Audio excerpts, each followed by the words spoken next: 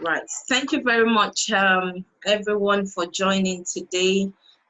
We're just going to talk about the experience of a lone child in a family. And I'm so glad that we are all here. I think we are from different generations, and it would be nice to hear your perspective of being a lone child. And the aim is basically to expose parents, expose people, expose anybody that cares to know about the experience and the lifestyle of a lone child, because we all have different perspective of who a lone child is. I hear things like, oh, they are very spoiled, they are self-centered, not knowing the challenges that they face, not knowing what they have gone through. Are there ups and downs as well? So we would like to hear from you, and thank you for coming in to tell us your experiences so far, and I'm so grateful for that.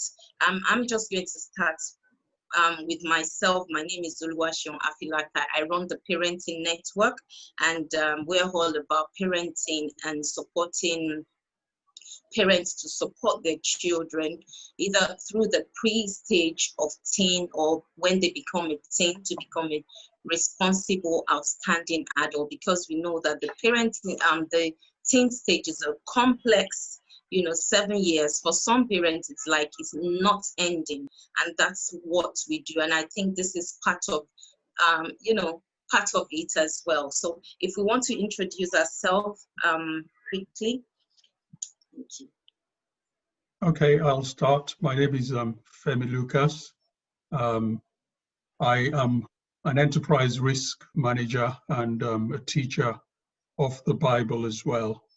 I'm married. I've been married for close to 27 years, and we have 2 beautiful children, I would say adult children, and we live in a beautiful part of Hertfordshire in England.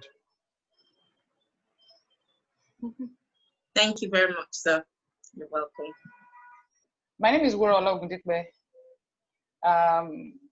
I'm 31 years old. I'm single, and I have passion for finance and family. I'm a financial expert, and I live in Nigeria. Thank you for joining us today, Wuro. Thank you, ma'am. Hi, everyone. My name's Oluwatobiloba Afilaka. I'm 16. I live in Surrey, England. And yeah, I'm a student. Thank you for joining us, Toby. So I like to play video games and watch YouTube and stuff. Enjoy playing sports like basketball. I'm going into year 9 and I'm pretty good at languages. Oh, well done. Language, bonjour.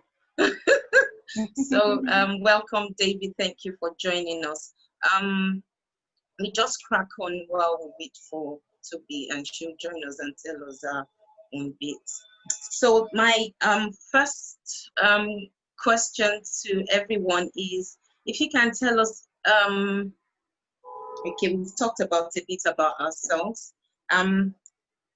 Can we just talk about the pros and cons of being an only child? What do you think are the pros and cons of being an only child? I can start. So there are some good points in being an only child. First of all, I remember growing up, I had a room to myself, never had to share a room with anyone. Interestingly, in our home, I used to sit at the head of the table. It was usually my dad to my left and my mom to my right. So we had these little benefits that I enjoyed. Also, there is a lot of good attention that you enjoy as an only child. But I would also say that there are some downsides as well. My parents were very protective of me. There was certain things that I didn't get to do because they kind of saw me as their only one, if you understand what I mean. I didn't get to learn how to swim because my dad wouldn't allow me to. Yeah, and I said earlier on that I usually had a room to myself. It took a while for me to have my room because for many years, and I can still remember having to sleep in my parents' room because my dad really didn't want me out of his sight. So these are just some of the pros and cons. I think to summarize, it's that word being overprotective over the children. And I think that actually stems out of fear, which doesn't have to be at all. Interesting. Interesting. For someone like me that had, I have 5 siblings. I mean, there wasn't a way I could get a room to myself. Sometimes it's a talk of war to, be able to, have my peace, my space, my privacy, and, well, that's good. Okay, so I'll go second, I guess. So there are some advantages, like as I'm young, like, and I like to play video games. So like I have the whole thing to myself, and as sorry. Yeah. I have a lot of friends that have like loads of siblings, and they have to like share it, and they get like really annoyed when they have to share their stuff. So and also, yeah, as Uncle Femi said, like I also get more attention. And another one is that like when you have like a brother or a sister or many, you could like get into fights with them and stuff like that. But there are some cons or disadvantages, like that, like, because for me, as like I like to play video games again, so that there's like no one really to play with sometimes. If my parents are at work and stuff, and like I'm just alone. But yeah, that's basically it for me. Interesting. So when you talk about not sharing, do you think even maybe at school, has that influenced the way you relate with your friends? Are you so conscious of sharing or not sharing when you're outside of the home? Not really, because like when I'm with my friends, I'm just like normal. Like I would like share if I had siblings and stuff. So I would just treat them like how I would if I had siblings. Right. Thank you for that. So all right. I think I would like to pick it up from where David stopped about the sharing. I think for me, I still find it a bit difficult to share. As in, yes, kind of. I still find it a bit difficult. And I remember even to share things among people, I find it difficult to do it. I remember there was a day in my office, they gave us something and I was asked to share among my colleagues. I said, I don't know how to, how they cut things into equal, you know how people cut things into equal pieces, that everybody get a fair. I don't know how to do it. So I have to tell them, I don't know. They usually think it's something, but I said, I'm sincere. I don't know how to do it. So I think for me, I'm still trying to move out of that sharing thing, and try to put a balance to it. But for me, I think I'm still learning the sharing. I still find it difficult to share in a way. And for me, I'll talk a bit about the cons also. Like nobody is an island. You need people. And do you know that even when I'm with people, there's still a part of me that withdraw and just want to be alone. Even now, I'm not married yet, but I stay with people. And I discover that sometimes when I'm with them, I don't know, I still just have this my me time, I will just withdraw in a way and go to the room. And I'm not fighting with anybody. It takes time for people to understand this part of me. It's not as if I'm annoyed or I'm angry or I'm fighting with anybody, but I just wanted my me time. you know, because you spend all the years all alone. So I just withdraw. You know, it got to a point that I was in a relationship with a guy at a particular time. And I remember one of my mentors telling him that you have to take note of this part of her, that she might just withdraw. There's nothing wrong with her, but just let her be. And after some time, I will come back. So I still get a time that I withdraw. I withdraw from people. I withdraw from crowd. I just want to go to my me time. In fact, and I enjoy my company a lot. I stay alone. I've been staying alone for God knows. I've been staying alone after my service here for like 5 or 6 years. I stay alone in a very big apartment. And when people come to my house, they'll be like, "Are you just scared?" I'm like, "I've been staying alone all my life. So what do I need people for?" And when people want to come to my house, I'm sometimes rigid, you know, to have them in because, oh gosh, I don't want that. I don't want people to just come to that my privacy or my space. Or I wish that when they are coming, they could understand that I still in my space or my. So there's this space thing, there's this privacy thing that's just, I don't know, but it's just part of me, kind of. So I think those are some of the cons. And Uncle Femi have also said about talked about the overprotection. You know, sometimes this attention, the full attention you're getting, can turn to overprotection, can weigh you down. God, can you just spread this attention? Give them like 3 kids, let them spread it. So you won't be, because for me now, as a lady, and for my age, not to be married, you can imagine that kind of pressure I'm having, you know, at 31, you're not married and you're the only child. It's something else in this part of the world that I'm into, you know. It's something else, you know, people are just on your neck, even families are on your neck, you know. You have to get married, you have to start giving your children, your parents, kids. I don't know how that translates to them. Yeah. But maybe when we get there, I might talk more about that. But I think I feel you on that. I feel you on that. I know how it is. Thank you for that. Toby, does that resonate with you in terms of my me time? I just want to be alone. I don't want to be with anybody. Sometimes the withdrawal syndrome, does that resonate with you? I feel like it took me a long time to get to that kind of space. As I'm 16 now, for a couple of years, maybe two years, I've started to like withdraw. I kind of like my space. I like sitting in my room, being by myself. Like when I was younger and when I'm around people, I'm a people person. But lately, I just been like, I want to be around myself. I don't need to be with mom and dad 24/7. Like, I just want to be by myself. I enjoy my own company. I feel like I don't have the need to always be around people. I can be by myself.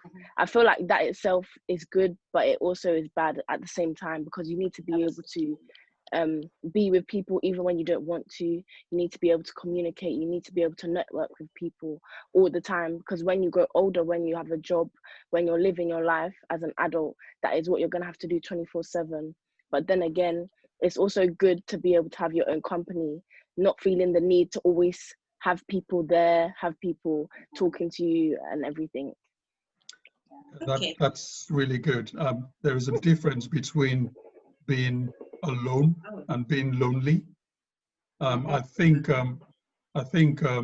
lone children have kind of perfected over the years how to be alone but not lonely.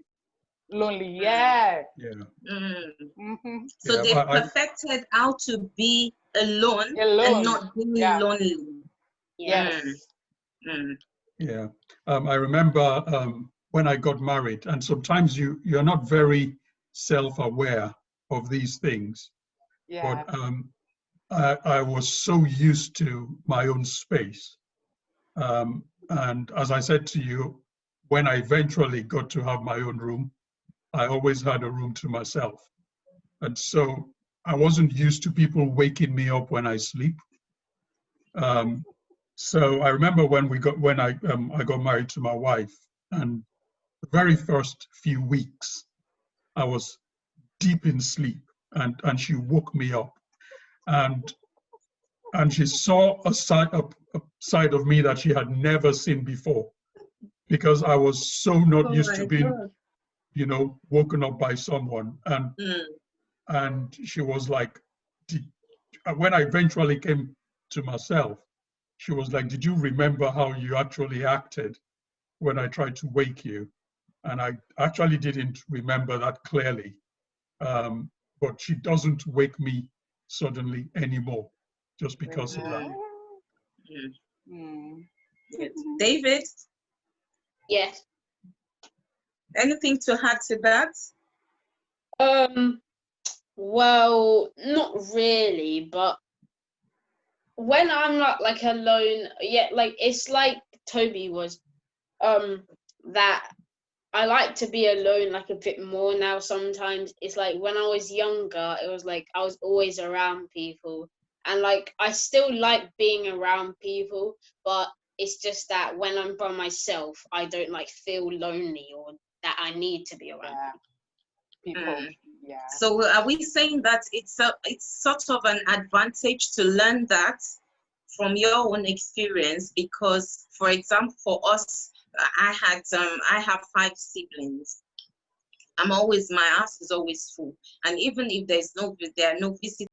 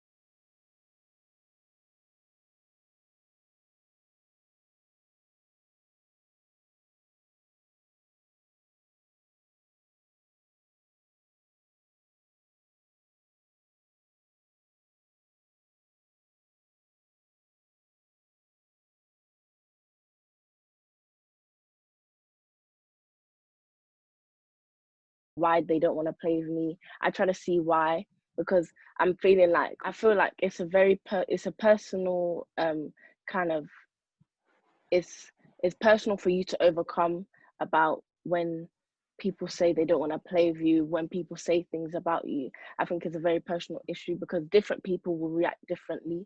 Like me, different to Uncle Femi, I would react like, why don't you want to play with me? I would become very upset. But then now, because I've obviously matured, I've grown older, I don't really care anymore.